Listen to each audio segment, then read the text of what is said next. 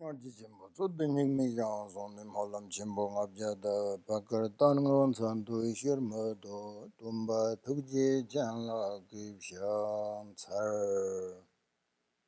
Good morning.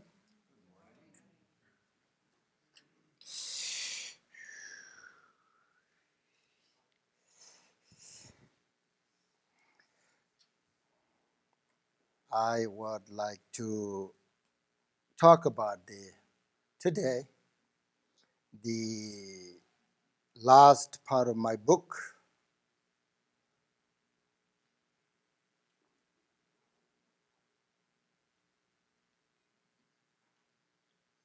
This is the last Sunday teaching about my book.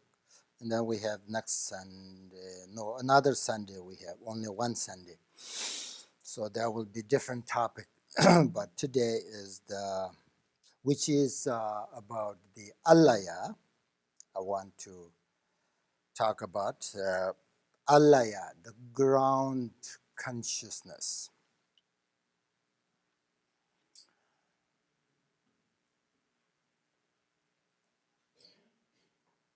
Which we all have. And as I mentioned last Sunday, there are three things, and we meditated on this. Since death is certain,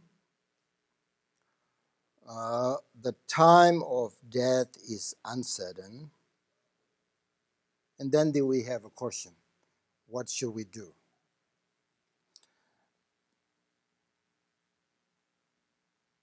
What should we do? Well, practicing every day is good.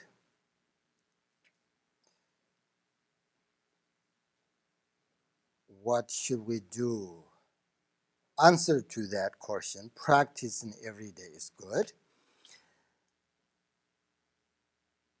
But we also should understand the process of death. When we die, all of our gross consciousness ceases, and we faint into the Alaya consciousness.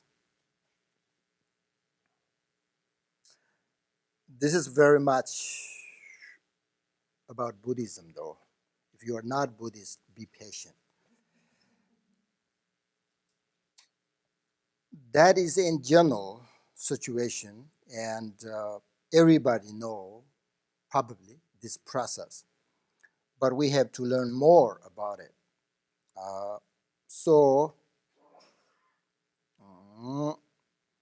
what is this Alaya consciousness like? The Alaya is Sanskrit term. In English, the ground consciousness. It is extremely important to understand this. So for those who are Buddhist, for those who believe in the future life, extremely important to understand. So I will give a brief explanation of what it is. So generally speaking, there are two different alayas, two different ground consciousness. So the ultimate alaya, the ground consciousness, one that is the primordial ground and primordial purity, which is the basic nature of sentient beings, which is originally untainted by any defilements, affliction, disturbing emotion, and beyond confusion.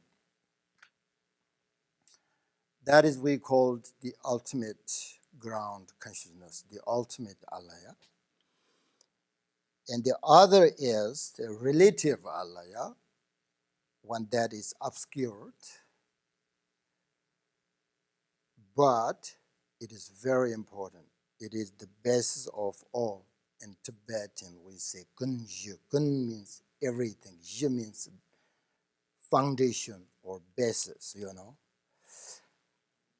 So the Buddhist philosophy point of view, it is the best for the man mind. It is the best for the, we have 8 consciousness.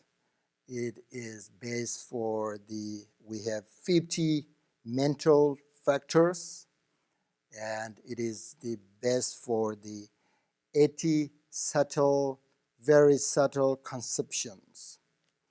All of this consciousness are from this relative alaya, the mind, the ground consciousness. That's why it is called the ground consciousness. So this mind, the alaya, when I say alaya, you understand, right? The ground consciousness, the storage consciousness.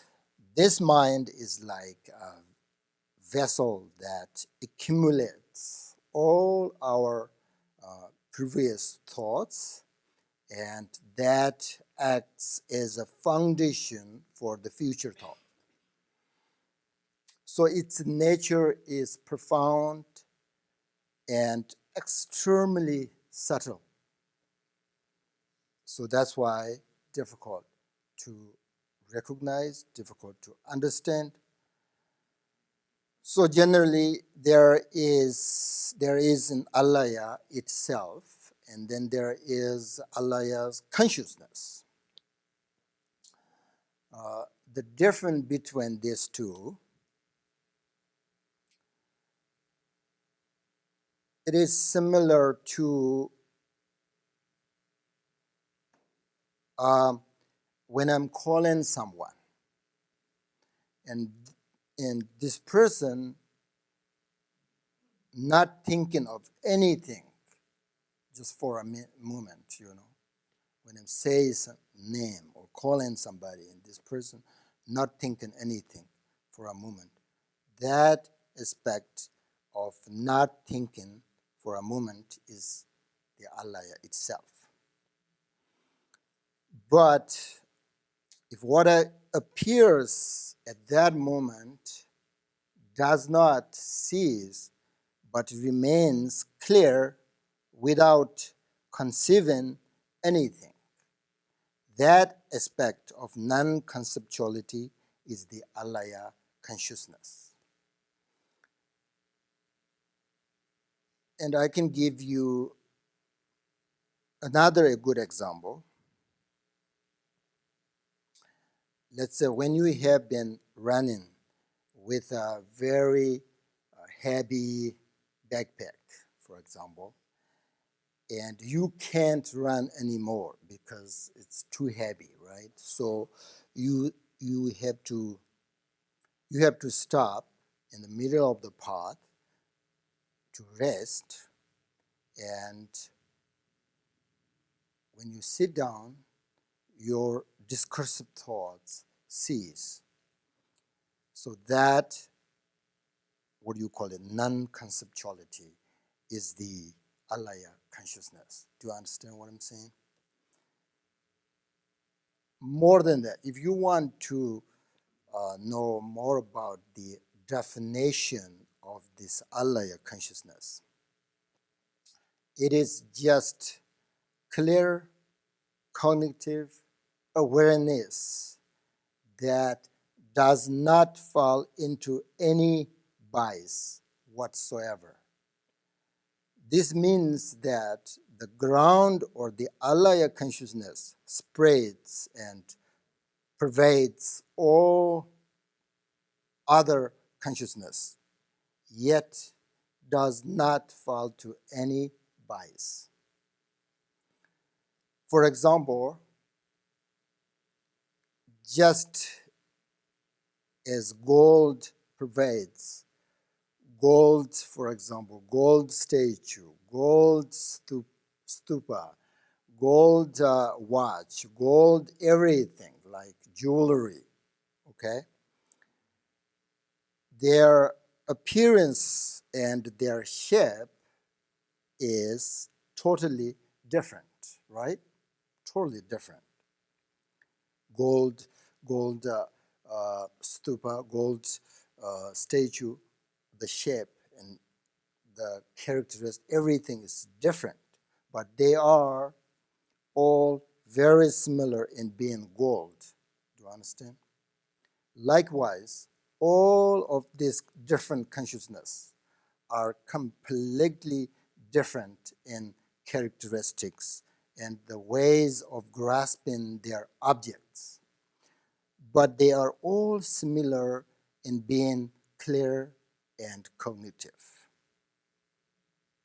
That is the first sort of the definition of Alaya. It has many definitions according to Buddhist philosophy, but I give you just two definitions that easy to understand the Alaya. So that's the first definition. Second Alaya definition is the Alaya consciousness. The Alaya consciousness support for all the habitual patterns and propensities of karma. This means that all the habitual patterns of our good, bad karma accumulate upon our mind to eventually give rise to different appearances.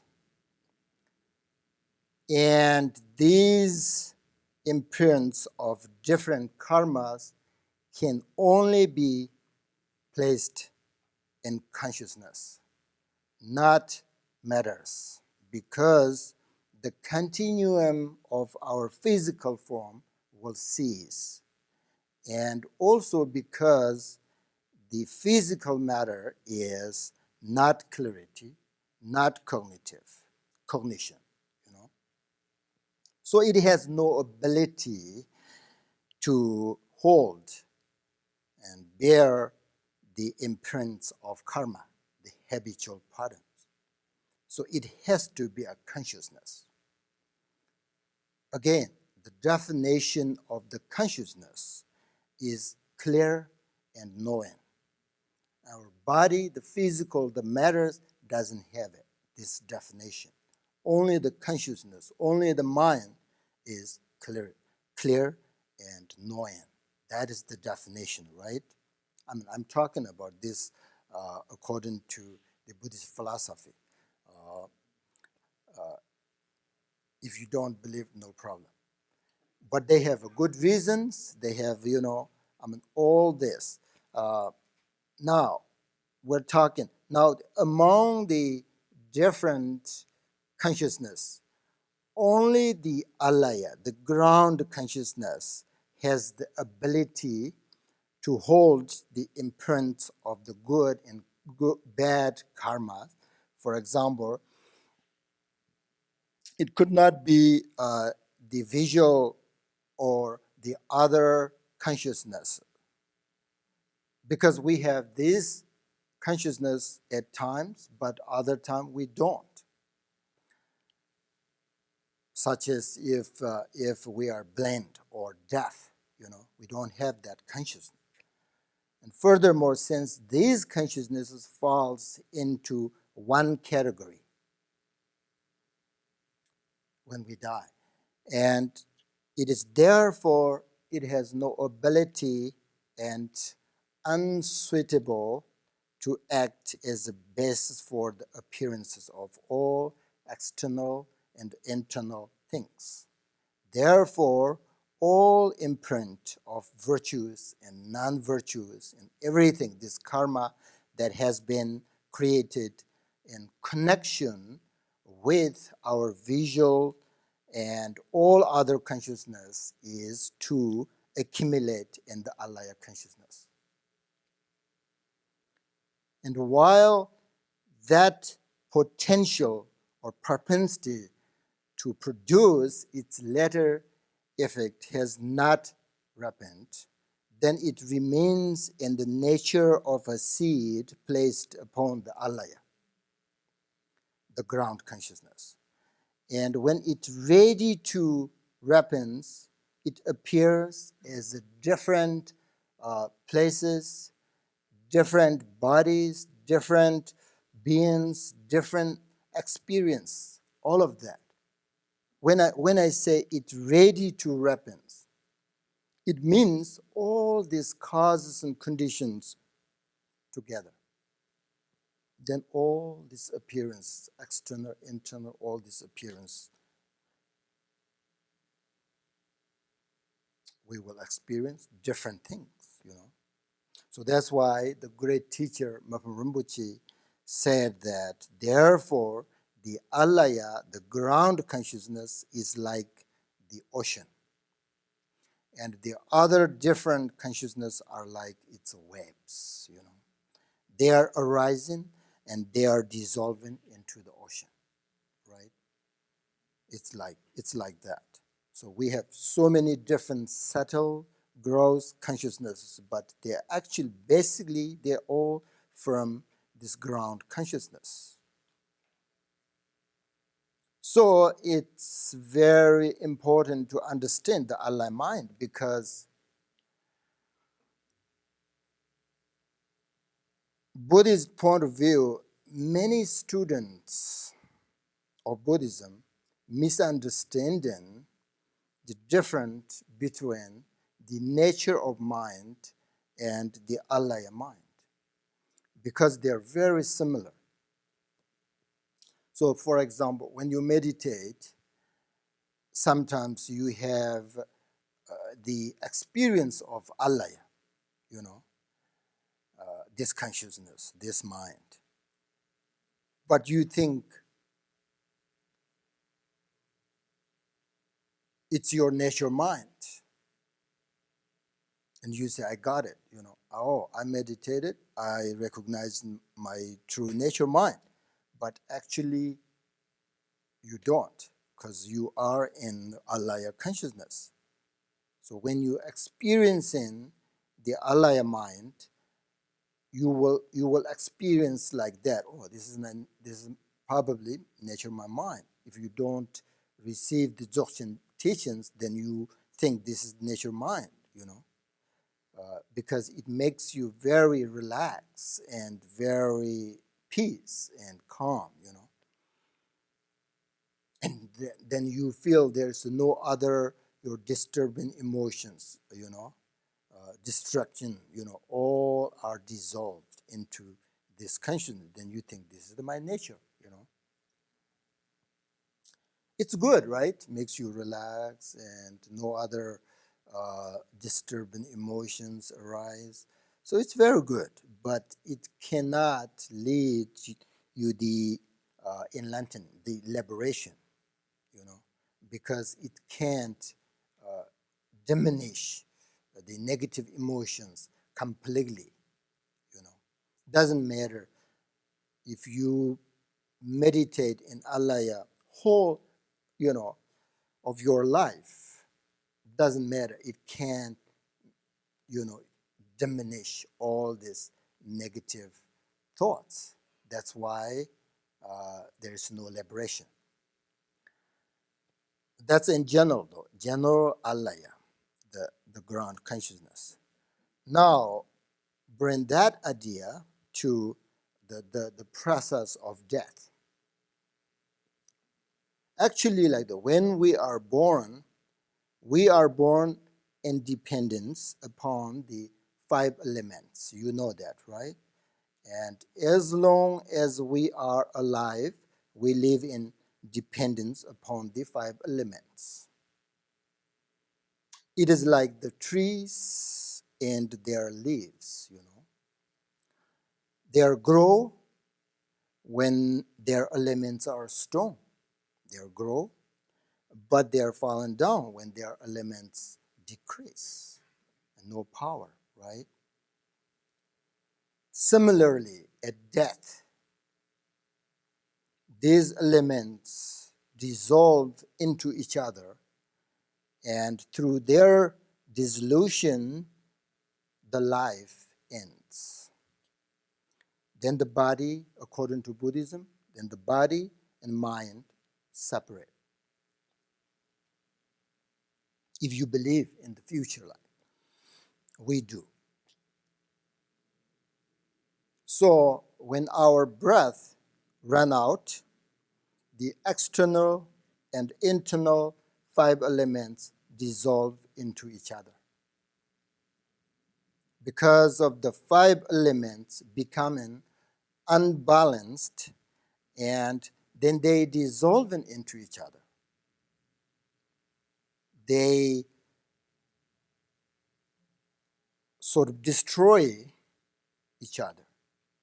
So when this happens, their outer, inner, and secret signs appear, according to Buddhist philosophy.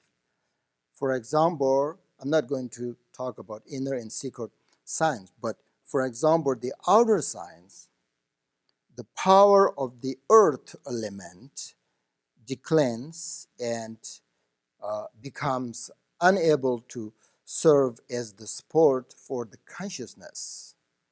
When this happens, it is called earth dissolving into water. You know, 5 elements, right?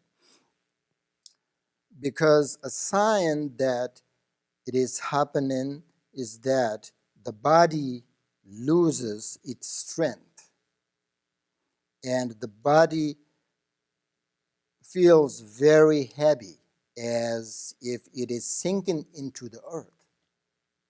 Because I know it, right? I've been many times people are dying, going through that.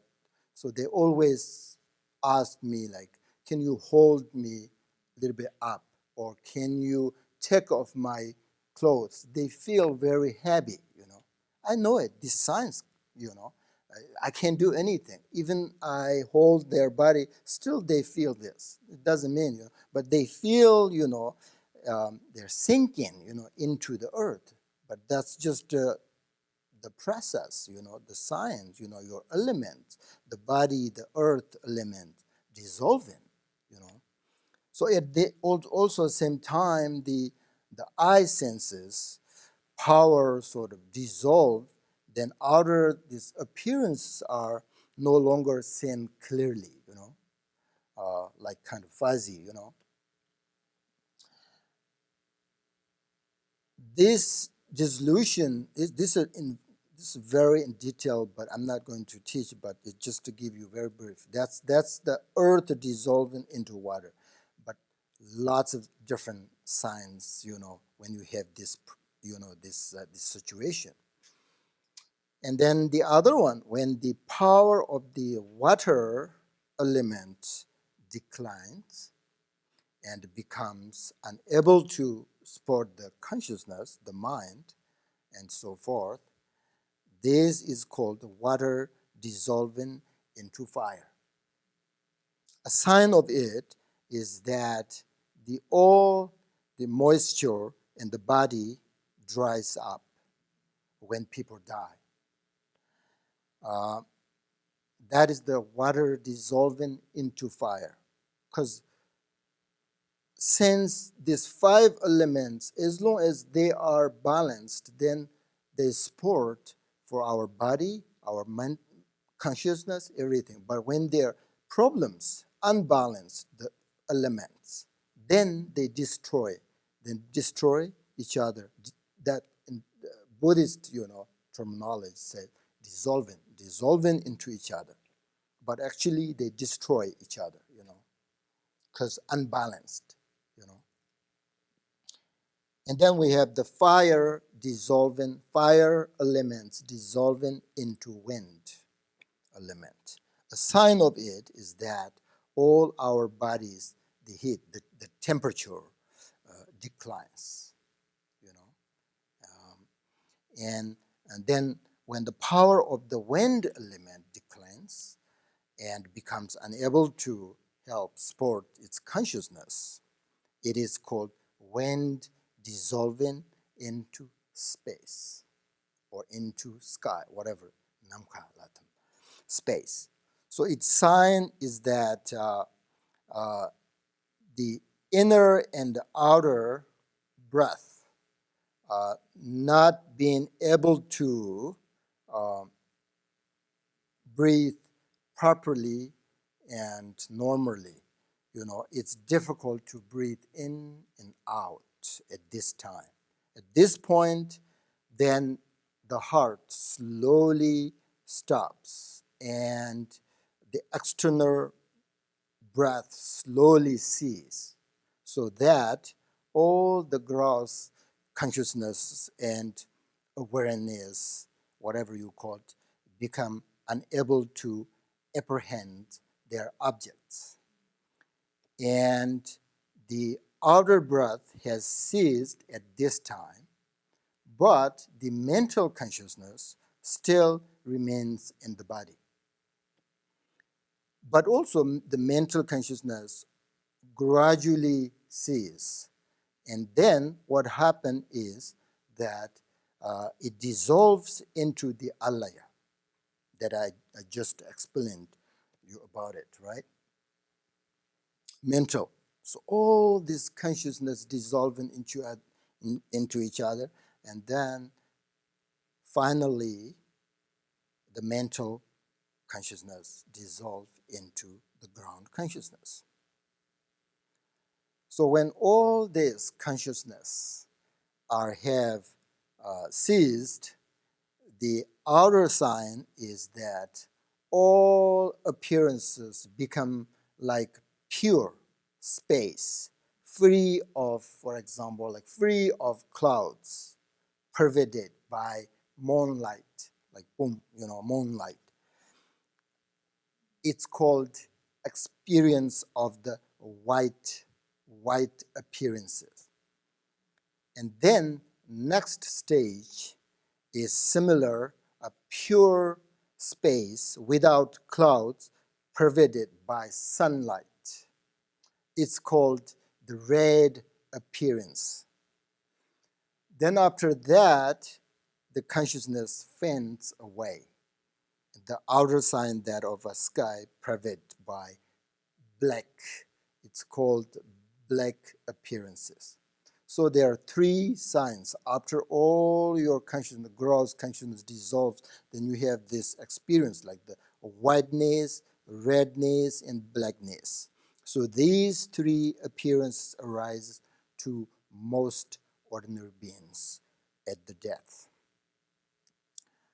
But they are extremely short time, extremely short, not remaining for more than few seconds at this time. Then after that, so you have three experience or three signs, like boom, boom, boom, And then all the dualistic appearance dissolve into a state of the clarity, the primordial purity, and free of all the, the projections. At this time, the inner, now you have all these outer appearances. At this time, your inner appearance is nothing but just non-conceptual, transcendent wisdom. That's what we call it. It's about the nature, the basic nature of our, the human beings, or all beings. It is the actual clarity, the nature of the ground appears. So it is remember, the ultimate alaya. Now, we just talked about it, right? There are two different alayas. So this is the ultimate, the nature, the ground, pure, the primordial purity, the alaya. So, and if we recognize this experience, if we recognize this sign, this true nature at the time, then we can liberate right there.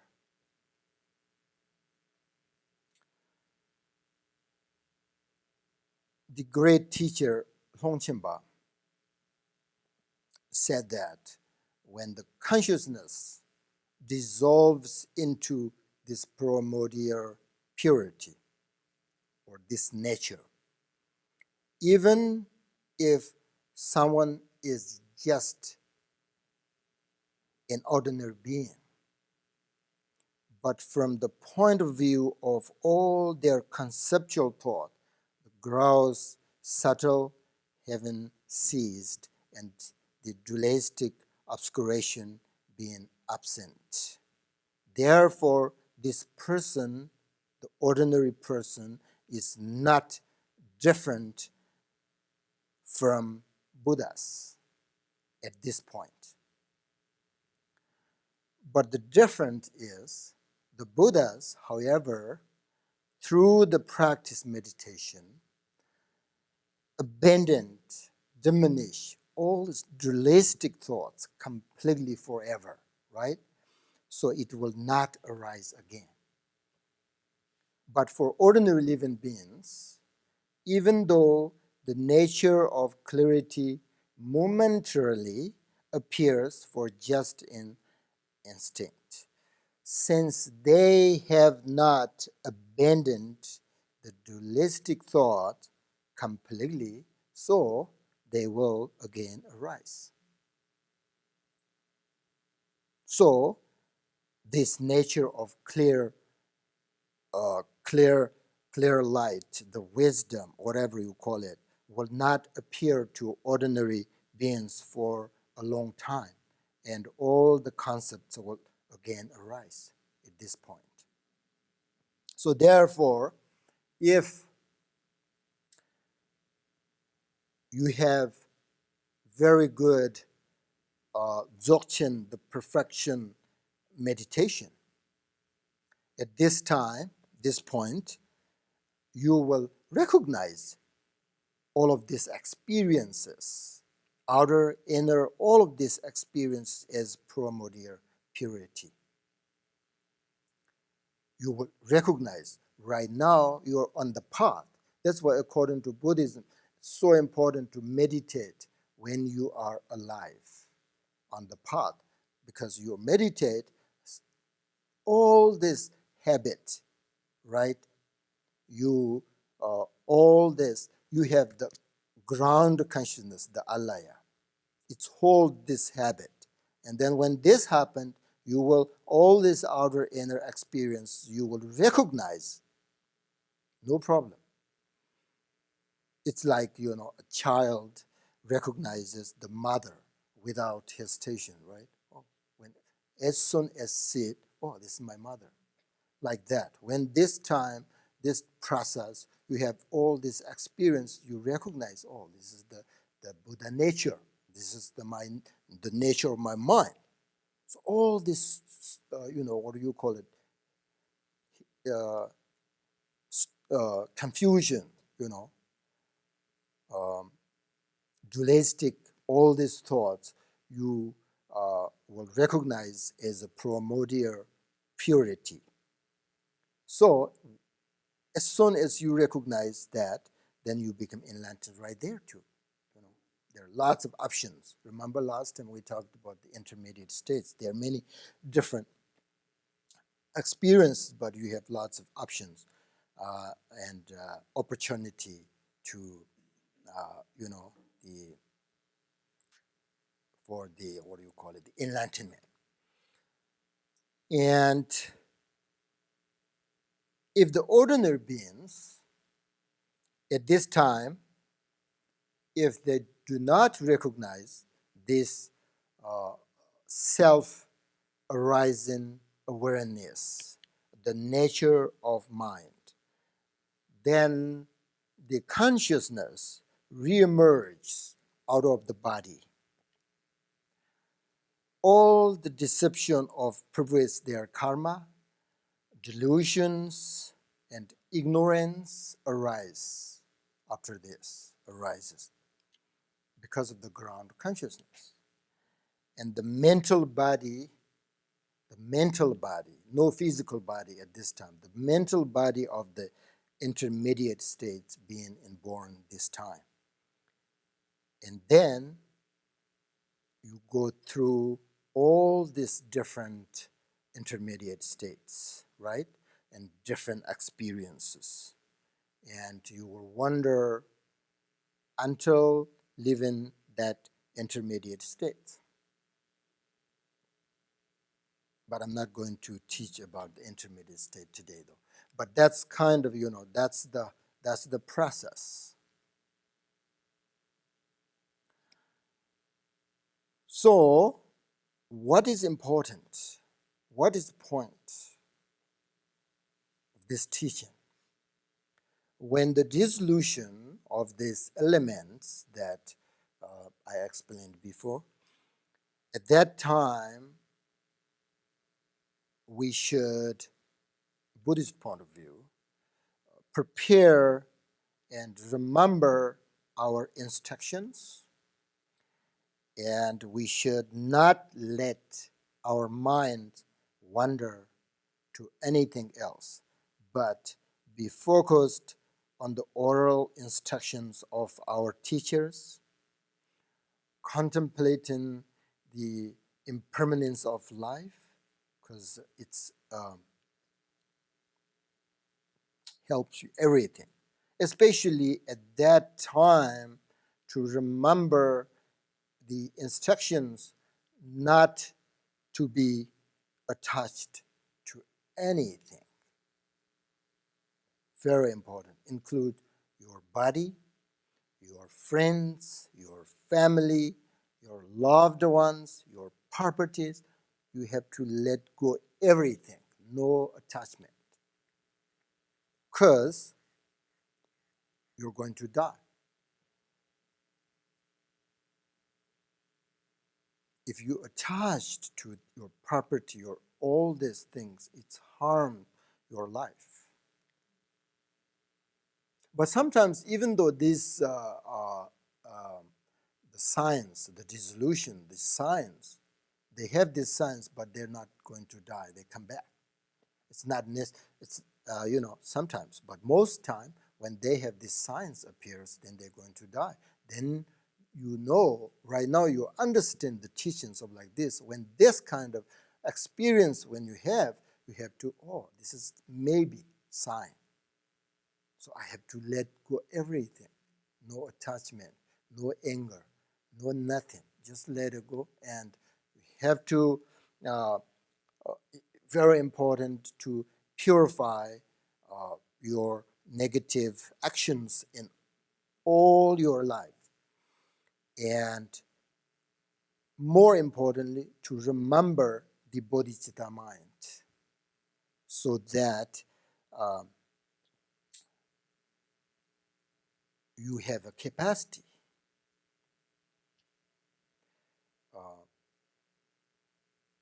Nothing other than that.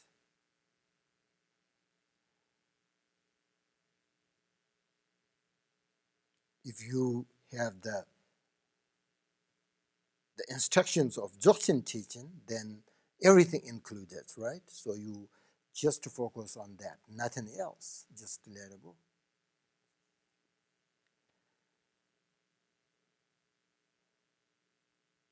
And it is extremely important for a person to die with an undisturbed, peaceful, and happy state of mind. So important. And if the person dying is a Buddhist, you can help. You should say the names of the Buddhas, the powerful mantras, say, into their ears. And you can give them the Dharma medicines. And more importantly, tell them to remember the instructions of their teachers. Very important. Because sometimes people are sick, right? Feels really suffering. So then they don't remember their meditation because of the circumstance. Especially young people, when they die, they have lots of energies, so they're really suffering. Old people, very smoothly, they die smoothly, so you have opportunity to remember your meditation,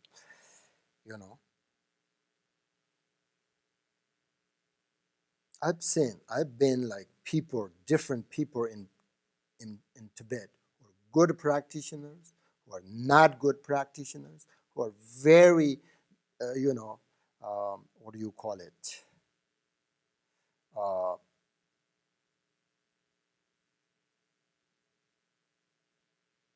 Negative person.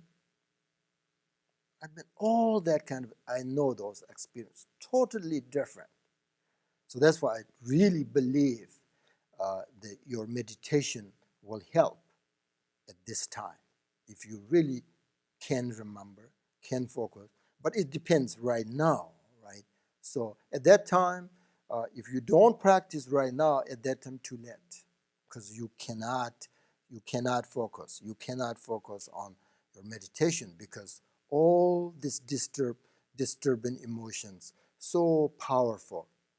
So your positive thoughts really you cannot focus on. And so that's why right now, this is the time and to take care of your mind, take care of your life. So that's why, you know, this process is very important to understand because, sooner or later, we all going through this process. Doesn't matter you believe or not, you're going this process because hundreds of thousands years ago all these great teachers and enlightened beings, they know that all these teachings come from the experience of these great teachers. What happened next, what happened this time, then next what will happen, this, they know all this process very well, not just known but with proof, reason, logic, everything like that. Especially if you study Buddhist philosophy, this is very clear with reason, not just we believe it. So therefore, you have to remember, we never know. So that's why I'm saying the death, the time of death, uncertain. We all going to die, that's for sure. But we don't know when. So that's why you have to prepare this process in your mind. Keep in mind, or you never know when you need it, right? So therefore, what should we do?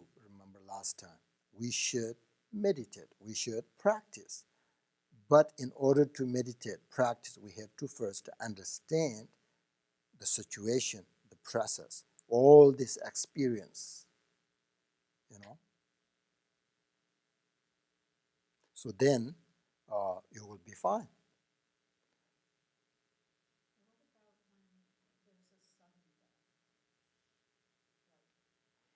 Unfortunately,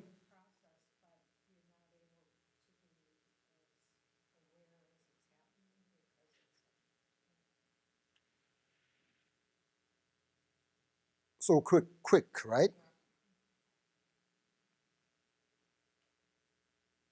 It doesn't matter. You're good.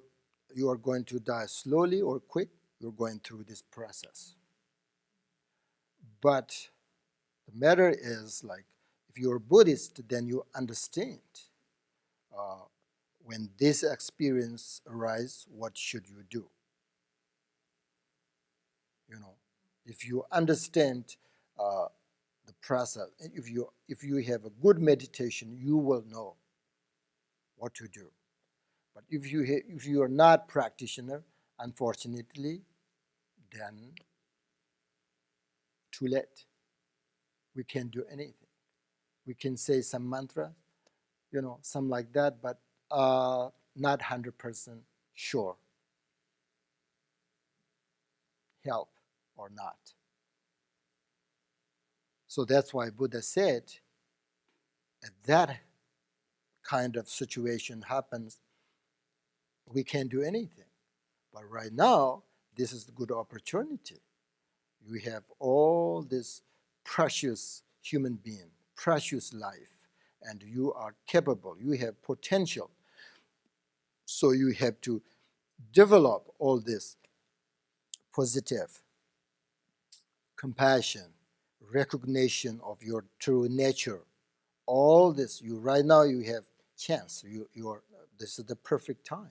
So when that happens, then you are fine. Anyway, so that's very short, right? Uh, we can we can learn more about this kind of the process about the death.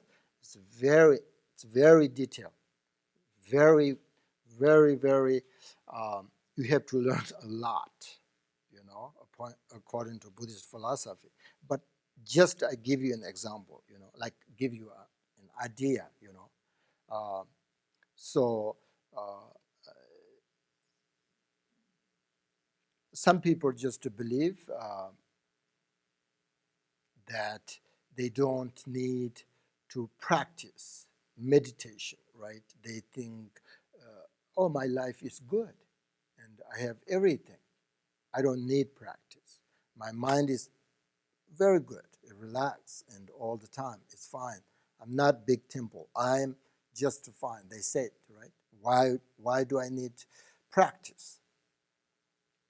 Why do I need protection? They believe that. Good for them. I said good for them. But you have to understand all of this behind or in the future. This is when you die. That is not the end of your life.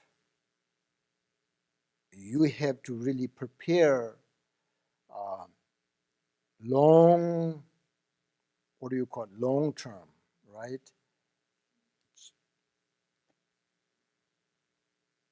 Not only this life, but you have to focus on this life to have a good life, because your future life depends on this life, right? Because you develop either good karma or bad karma, whatever, right? Because of this life. So that karma goes, remember, into the Alaya, the ground consciousness. It's hold the habit, this habit, the habitual patterns, right? So then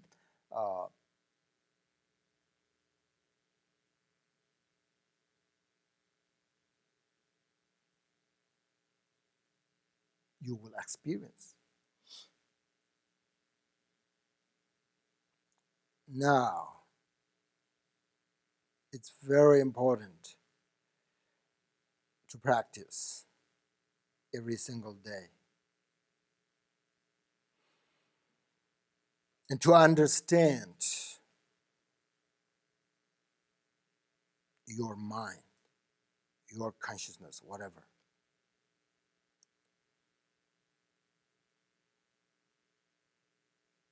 According to Buddhism, the body and mind temporarily together. They're connected each other very much.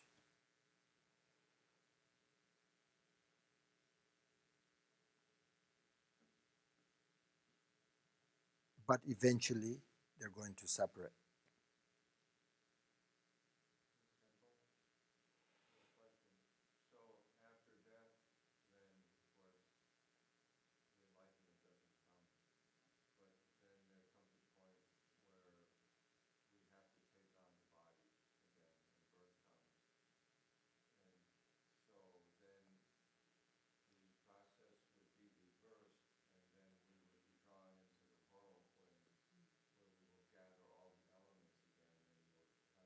It's like tree.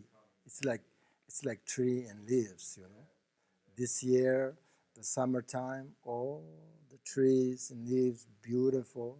They're, grow, right? And then slowly fall down. The leaves fall, and then next year again come like that. It's continuation. There's no end. You know, that's our life. The life is like the wheel. There is no beginning, no end. Buddhist point of view. Okay, now I give you a little bit the time for meditation, okay?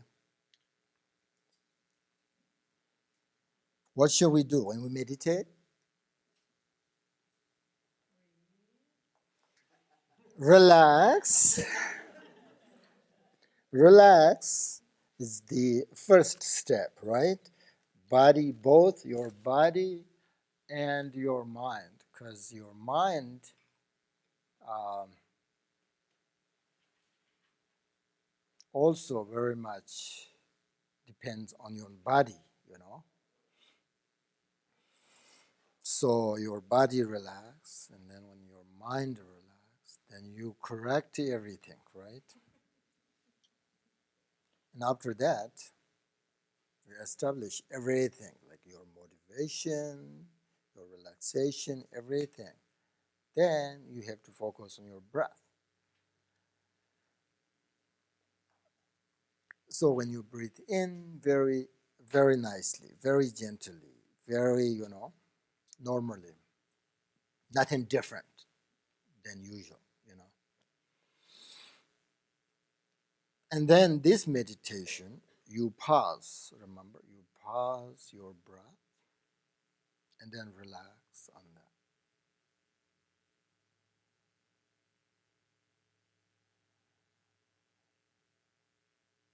I breathe in very slowly, Some people can't do that, but I can.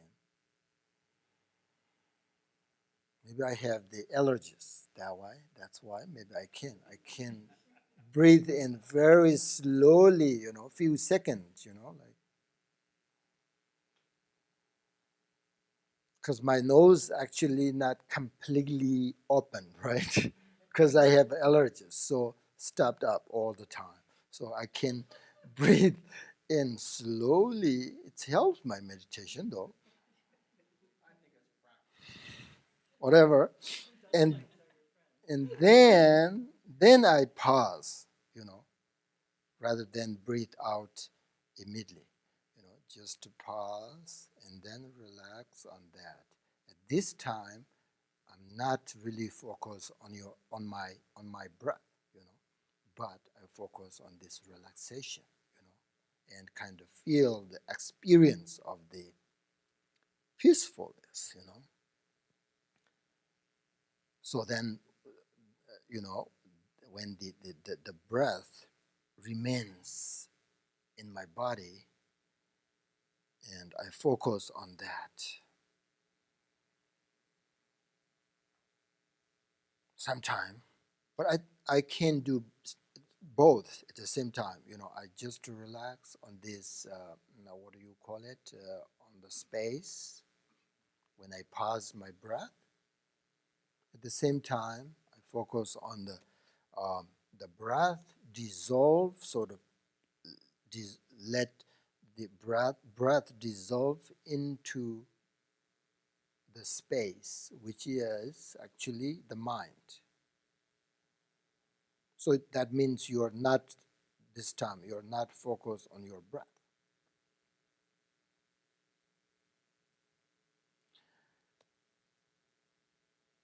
And then I look deeply into my nature awareness, my nature of my mind awareness.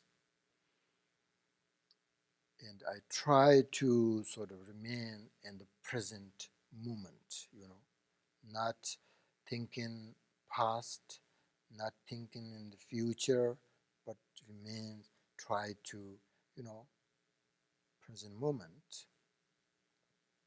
And then, of course, sometimes thoughts, right? Distracted, my mind distracted. At that time, gently bring my mind back and relax it. Don't follow your thoughts, but try to. As soon as you recognize there is other thoughts, then don't follow, but your mind bring back and then relax. So that is the first step, right? Very easy. First step.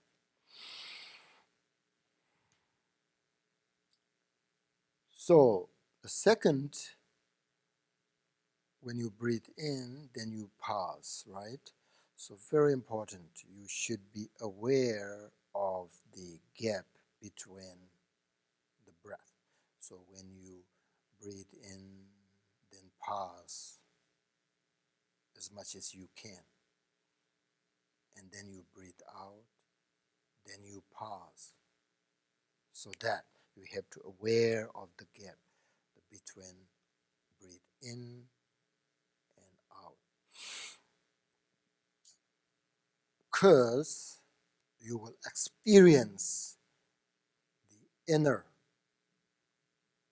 the, what do you call it? The calmness. When you experience that, then you relax on that. So that is very simple but profound meditation. Because if you are a beginner and you do this kind of meditation, you will experience the calmness, the peacefulness, right? Because you are not follow other thoughts. If you're a very beginner, it really helps your mind to relax. And then you have the mindfulness. You slowly develop the mindfulness. Then that helps whatever you do, your actions do right because of the mindfulness. And if you are not beginner meditator, if you are an advanced practitioner, when you do this meditation, you will experience again the Alaya consciousness. For beginners, maybe you don't, but advanced student or the practitioners, the middle practitioners, can experience the Alaya, the ground that I explained, remember? So you will see it, you will experience. Oh, then you will understand what is the Alaya, what is the ground consciousness. If you are higher, very Dzogchen, practitioner, or you are a high level practitioner, then if you do this kind of meditation, with this meditation, you will experience, you will recognize the nature mind through this meditation. So it's really good for beginners, middle practitioners, and higher practitioners. This practice goes with everybody, with different levels of practitioner. So it's very nice. I like that. So, okay, so when you breathe in and out, just concentrate on your breath. And then when you pause your breath, just to relax. And then it depends. You can recognize true nature mind if you have that instruction, or you can understand the Alaya. It's really important to understand what is Alaya consciousness, because it's the ground, it's the everything, it's the foundation of our minds, consciousness. So experience, So that's second. The first step is breathe in and out, right? Second step is you pause between the breath, and then focus on the experience of the whatever you have. That's all. Few minutes, okay?